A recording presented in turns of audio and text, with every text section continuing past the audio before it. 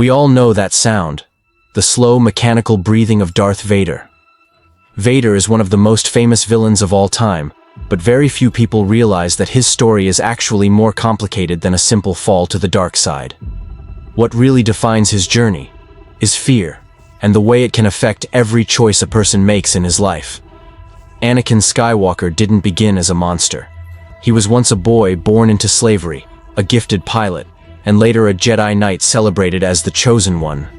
Yet behind the triumphs were scars of powerlessness and loss that never healed.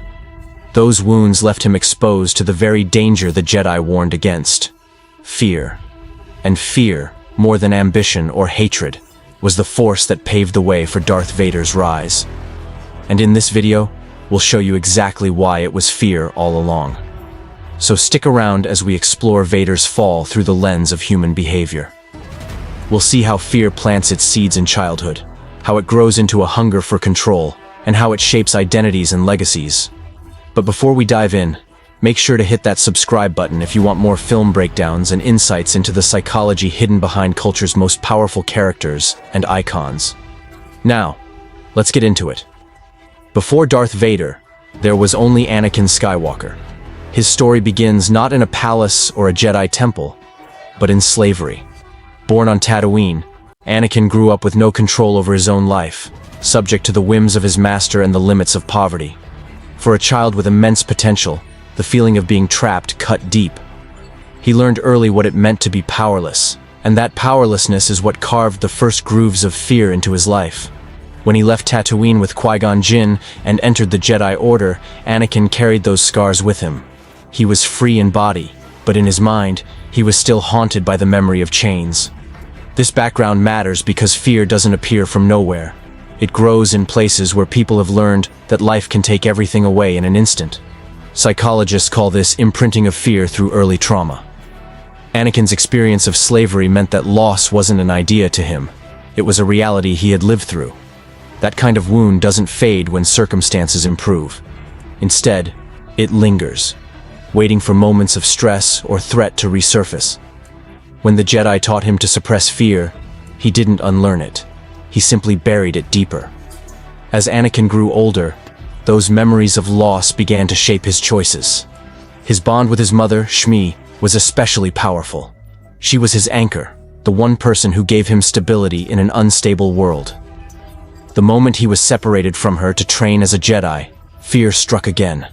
Fear that he might never see her. Fear that she might be taken from him. And when those fears came true, when he found her dying in the hands of the Sand People, his worst wound was ripped open. The rage that followed wasn't just about her death. It was the eruption of years of buried fear.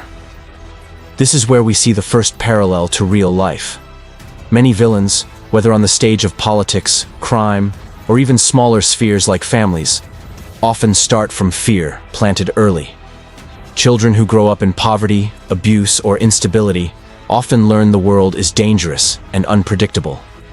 That lesson can translate into a desperate need to control the future, to prevent pain from happening again. Anakin's story shows this pattern vividly.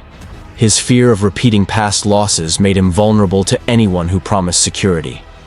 The seed of fear was planted long before Palpatine ever whispered in Anakin's ear. His early scars made him fertile ground for manipulation. This is the foundation of Darth Vader, not just a fall from grace, but a slow buildup of fear that began in childhood and never found healing. And as we move forward, we'll see how this seed grows, twisting into the hunger for control that will define his choices. By the time Anakin had grown into a Jedi Knight, his life looked nothing like the days of slavery on Tatooine. He had power, skill, and recognition that set him apart from almost everyone in the galaxy. Yet the more he gained, the more he feared losing it. This is the paradox of fear. When it isn't healed, success only magnifies it. For Anakin, every victory as a Jedi came with an invisible shadow whispering, "What if it's taken away?" That shadow only grew louder when he began having visions of Padme's death. The Jedi taught detachment, but for someone like Anakin, shaped by early loss, detachment felt impossible. Love became intertwined with fear. Instead of cherishing the present, he lived in dread of the future. The dreams of Padme's suffering didn't just disturb him, they consumed him. And in that obsession, we see a dangerous truth. Fear of loss often disguises itself as love. It convinces us we're acting to protect someone, when really, we're trying to protect ourselves from pain. History is full of similar examples.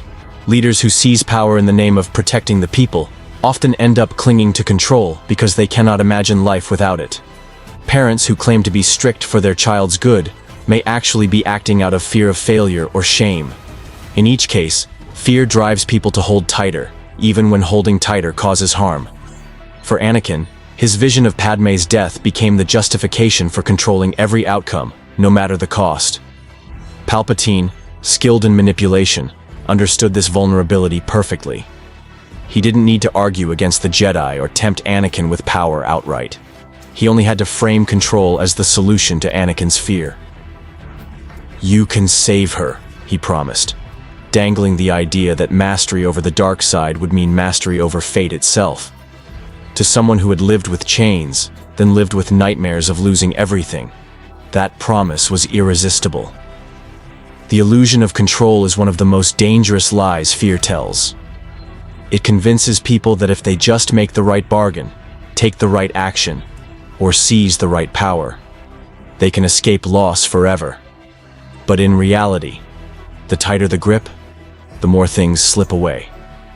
Anakin's determination to stop Padme's death only guaranteed he would cause it. His tragedy is that he never saw the trap until it had already closed around him. This phase of Anakin's journey reflects a universal pattern. Fear transforms from a feeling into a worldview. Instead of seeing the world as uncertain but survivable, people begin to see it as hostile, demanding total control. Once that mindset takes root, it opens the door to dangerous bargains with darkness. Bargains that promise safety, but extract devastating costs. When fear grows unchecked, it eventually demands a trade. For Anakin, that trade came in the form of a bargain with the dark side. Palpatine promised him the one thing no Jedi could: the power to stop death. It wasn't the lure of conquest or glory that broke Anakin's resistance. It was the whisper of security, the suggestion that he could bend fate itself to his will. That promise struck at the heart of his deepest wound, and once offered, he could not look away. This is where Anakin's story shifts from fear to action. To preserve Padme, he began to compromise everything else he valued. His loyalty to the Jedi, his moral code, even his identity, all were placed on the altar of fear.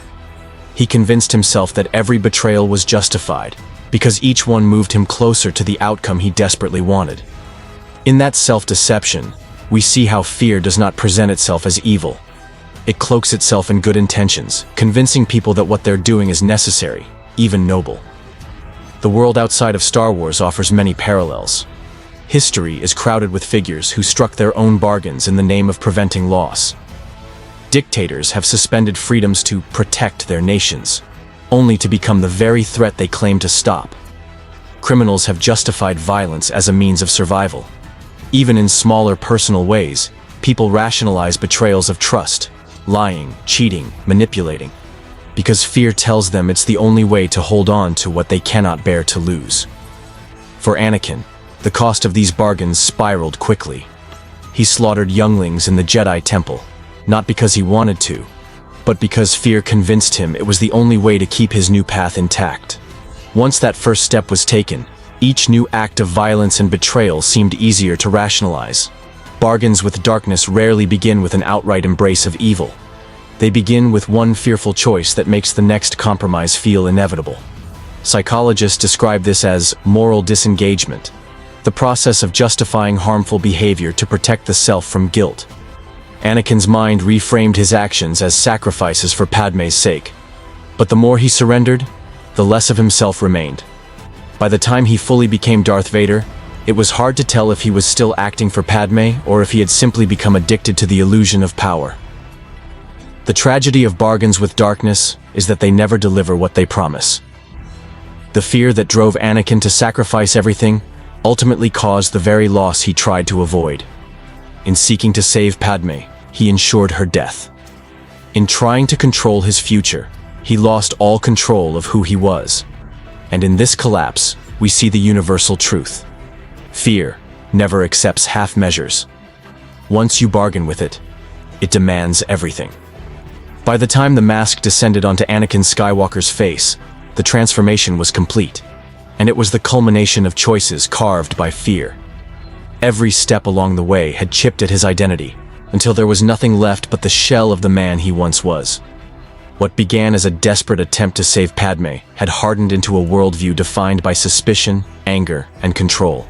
Once Anakin crossed the line, fear no longer whispered. It dictated. His actions were no longer framed as sacrifices for love, but as necessities to maintain the empire he had joined. The irony is stark.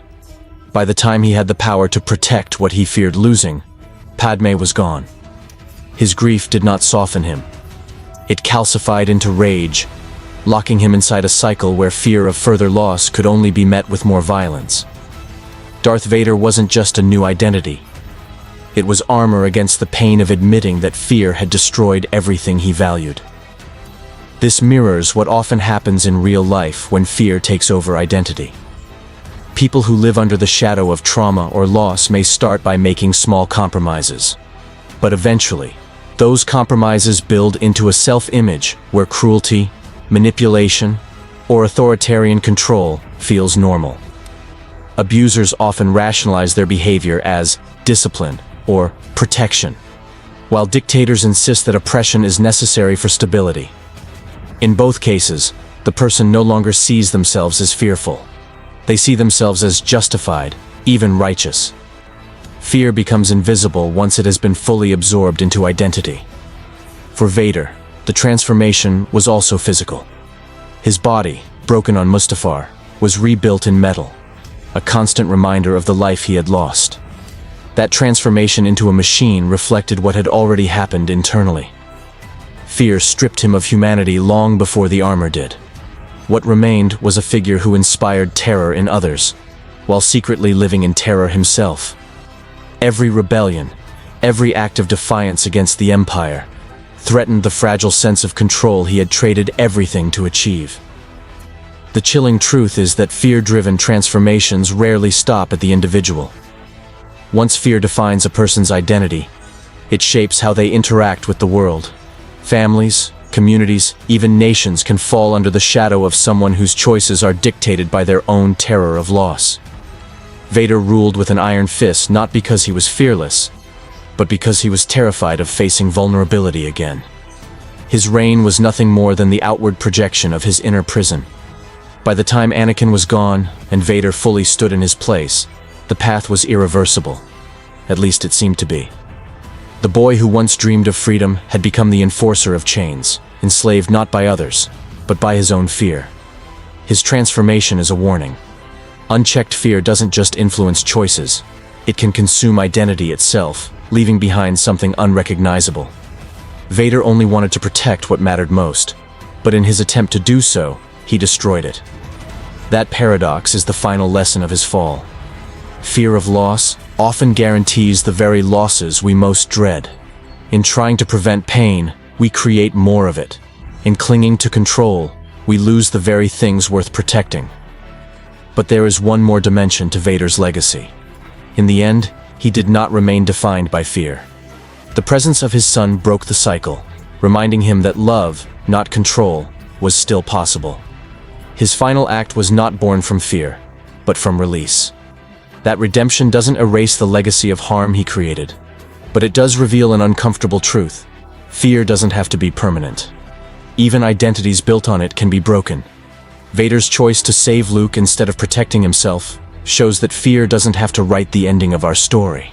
That lesson carries weight beyond the galaxy far, far away. It's a reminder for all of us that the only way to keep fear from turning us into villains is to face it before it consumes us. The story of Darth Vader's legacy, then, is twofold. It is a warning about what fear can build when left unchecked, but it is also a reminder that fear does not need to have the last word. Legacies of fear can end if courage takes its place. If you enjoyed this video, Please hit the thumbs up button and check out our other videos where we break down the hidden clues and psychology behind your favorite shows and characters. Make sure you're subscribed so you don't miss our next deep dive. Thanks for watching, and we'll see you in the next one.